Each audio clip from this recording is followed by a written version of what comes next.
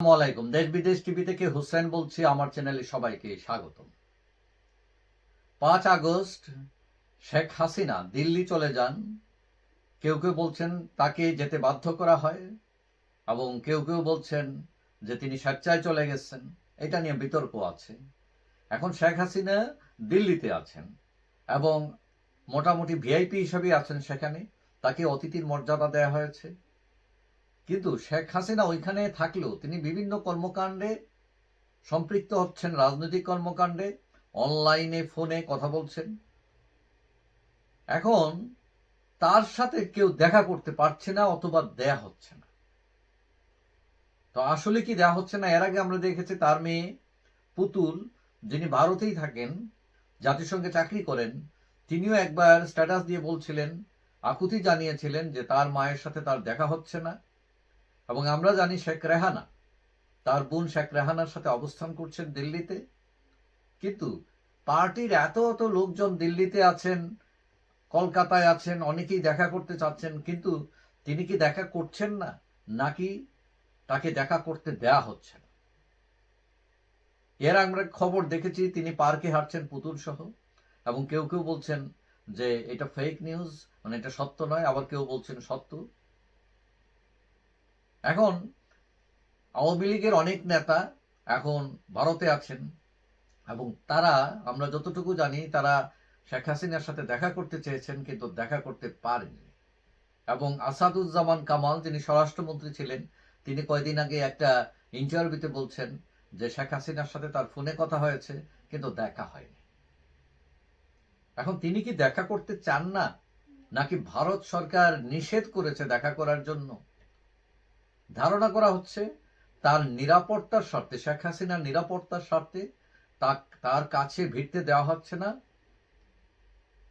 কিন্তু প্রশ্ন দেখা দিয়েছে তার যে আপনজন, তার পরিবারের লোক, বিশেষ করে পুতুল, জয়, টিউলিপ, তাদের তো কোথাও দেখা করতে দেখা যায়নি। তারা কোনো সোশ্যাল মিডিয়ায় বলেননি যে শেখ হাসিনার সাথে তাদের সাক্ষাৎ হয়েছে, নাকি তারা এটা গোপন করেছেন। কারণ প্রায় 6 মাস হয়ে গেল এবং শেখ হাসিনা দিল্লিতে আছেন। স্বাভাবিকভাবে বিশেষ করে তার পরিবারের সদস্য জয় এবং পুতুল, তারা তো দেখার করার কথা। কেউ কেউ বলছেন যে পুতুল তার সাথে থাকেন এখন শেখ হাসিনার সাথে। ব্যাপারটা এরকম হতে পারে, তার অবস্থান গোপন করা হতে পারে নিরাপত্তার স্বার্থে। এবং অনেকেই মনে করছেন যে পুতুল হয়তো তাদের সাথে থাকেন এবং নিরাপত্তার সাথে, এবং জয় হয়তো এসে দেখা করে গেছেন তার মায়ের সাথে, কিন্তু নিরাপত্তার কারণে, ভারতীয় বিধিনিষেধের কারণে তারা হয়তো সেটা প্রকাশ করেন নাই, প্রচার করেন নাই, সোশ্যাল মিডিয়ায় আনেন নাই, যার ফলে মানুষ জানতে পারে নাই। যাই হোক, আমরা কয়েকদিন আগে একটি ফোন আলাপ ভাইরাল হয়েছে শেখ হাসিনার। তাতে দেখা গেছে যে তিনি দেশ ছাড়ার জন্য খুবই দুঃখ প্রকাশ করেছেন এবং অনেকটা কান্না জড়িত কণ্ঠে বলেছেন তার বাসা বাড়ি সব পুড়িয়ে দেওয়া হয়েছে, তিনি আজ দেশ ছাড়া। আসলে দেশ ছেড়ে থাকা এটা আসলেই খুব কঠিন এবং এটা কষ্টের, পীড়াদায়ক, বিশেষ করে যারা দেশপ্রেমিক মানুষ তাদের জন্য। এবং কেউ কেউ মনে করেন যে শেখ হাসিনা শীঘ্রই প্রকাশ্যে আসবেন, হয়তো পরিস্থিতি আরেকটু শান্ত হলে, তার নিরাপত্তা ঝুঁকি কমলে হয়তো তিনি রাজনৈতিক দলগুলো বা নেতাদের সাথে হয়তো কথাবার্তা, দেখা সাক্ষাৎ করতে পারেন এবং ভারতের রাজনীতিবিদদের সাথে হয়তো মিটিংও করতে পারেন।